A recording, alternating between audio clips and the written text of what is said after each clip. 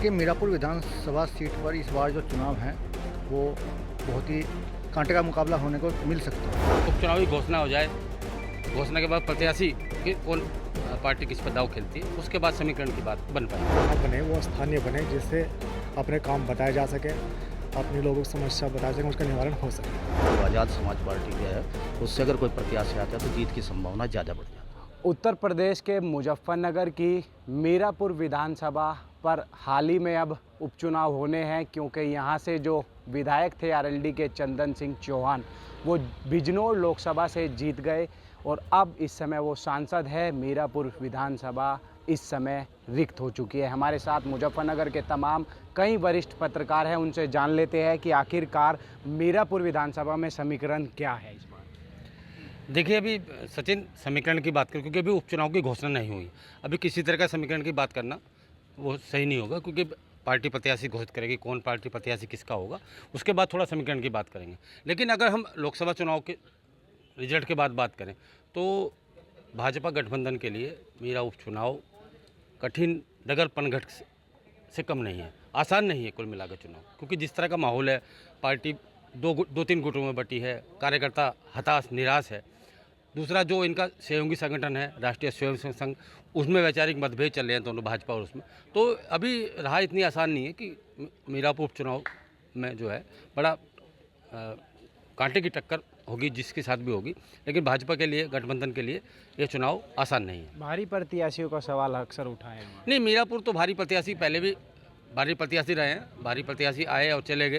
लेकिन इस बार 2022 के विधानसभा चुनाव में चंदन सिंह चौहान विधायक बने थे, लोकल हैं, विधायक बने थे, लेकिन इस बार अब वो लोकसभा चुनाव में सांसद बने गए हैं। तो अब देखते हैं कि पार्टी किस पर दाव खेलती है।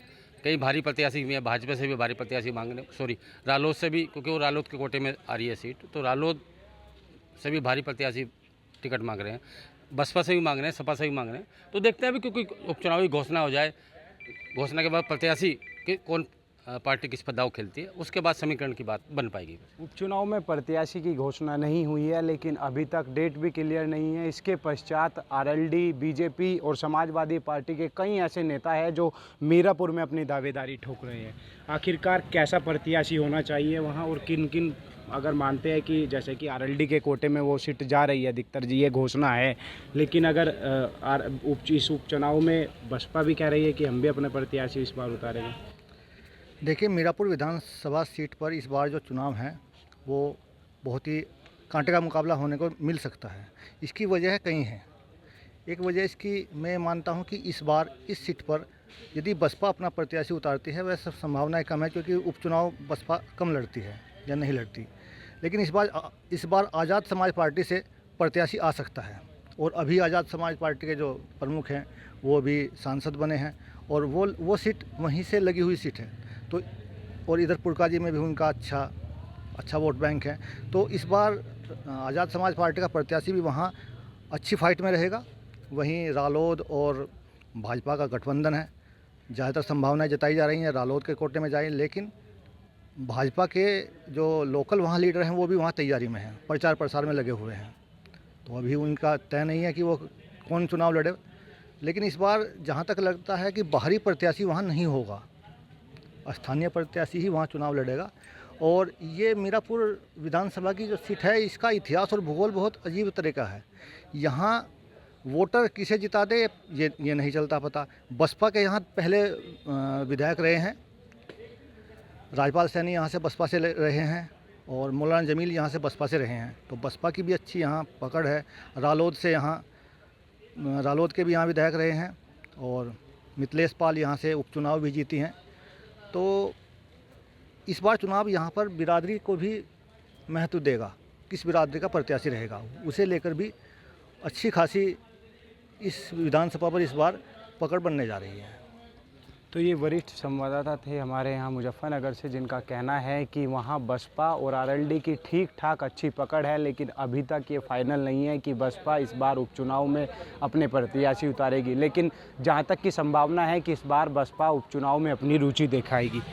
ज़मीनी हकीकत क्या कुछ है मीरापुर की? मीरापुर में जो उपचुनाव होने जा रहा है उसमें जो वहाँ का जो स्थानीय जो लोग हैं उनकी इस बार जो डिमांड है वो स्थानीय नेता की है, कि जो भारी जो नेता लोग वहाँ पे जो बने हैं, सांसद विधायक, स्तर मतलब लोकल स्तर पर उनके द्वारा कोई विशेष काम या फिर विकास कार्य नहीं किए गए हैं।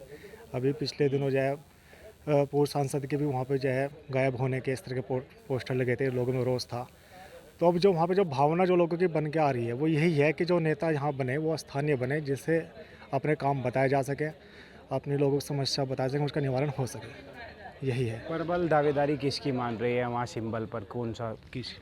अभी तो टिकट कोई फाइनल नहीं हुआ है, दावेदार तो बहुत लोग हैं, लाइन लंबी है, ठीक है ना। ये है। मीरापुर विधानसभा उपचुनाव होने हैं। खतौली में भी पहले उपचुनाव हुए थे। कहा जाता है कि सत्ता पक्ष का होता है, लेकिन खतौली हार गए थे। अब मीरापुर पर सबकी निगाहें गड़ी हुई है, क्योंकि हाल ही में भारतीय जनता पार्टी मुजफ्फरनगर चुनाव हारी है सांसदी का। ऐसे में भाजपा के कई प्रत्याशी कह रहे हैं कि मीरापुर सीट से हमारे टिकट होने की संभावना है। आरएलडी के प्रत्याशी है कहीं जो दावेदारी ठोक रहे हैं, वो अपने टिकट की घोषणा कर रही है। ऐसे में आप क्या मानते हैं, ज़मीनी हकीकत क्या है कि टिकट के मामले को लेकर कहीं आपस में फूटबाजी? देखिए, आपने देखा भी होगा, मीरापुर विधानसभा से पहले अभी 2024 का लोकसभा चुनाव हुआ है। ये जो चुनाव है वो जाति के आधार पर हुआ है, और ऐसा ही मीरापुर में भी होने वाला है, क्योंकि अब जो वोटर्स हैं वो जातिगत आधार पर अपनी वोटिंग कर रहे हैं। और 2024 में ये परिणाम आपको देखने को भी मिला होगा कि किस तरीके से यहाँ सांसद जो है संजीव बालियान यहाँ हारे हैं, और हरेंद्र मलिक ने यहाँ जो इंडिया गठबंधन के प्रत्याशी उन्होंने जीत हासिल की है। ये एक जातिगत यहाँ मुद्दा उठ गया था। उसके बाद आप ये जो जीत हार का हुआ वो जातिगत को ही लेकर हुआ। और ऐसा ही मीरापुर में अभी एक मेरे भाई ने कहा कि वहाँ पर चंद्रशेखर आज़ाद जो आज़ाद पार्टी से आ रहे हैं, बसपा के वहाँ पर पहले जो है गढ़ रहा है मीरापुर। अगर ऐसे में आज़ाद समाज पार्टी से कोई प्रत्याशी उतरता है तो जहाँ तक मुझे उम्मीद है कि वो एक कहीं ना कहीं एक टक्कर देंगे, चाहे वो राष्ट्रीय लोकदल भाजपा का गठबंधन प्रत्याशी हो या चाहे इंडिया गठबंधन का प्रत्याशी हो, क्योंकि वहाँ की सीट हमेशा बसपा के खाते में गई है। अगर बसपा उपचुनाव लड़ती है तो लगता है कि जातिगत मामलों के आधार पर ये सीट बसपा न लेगी, लेकिन बसपा उपचुनाव नहीं लड़ती है। तो इस वजह से वहाँ पर जो है चंद्रशेखर की पार्टी का जो आज़ाद समाज पार्टी है, उससे अगर कोई प्रत्याशी आता है तो जीत की संभावना ज़्यादा बढ़ जाती है।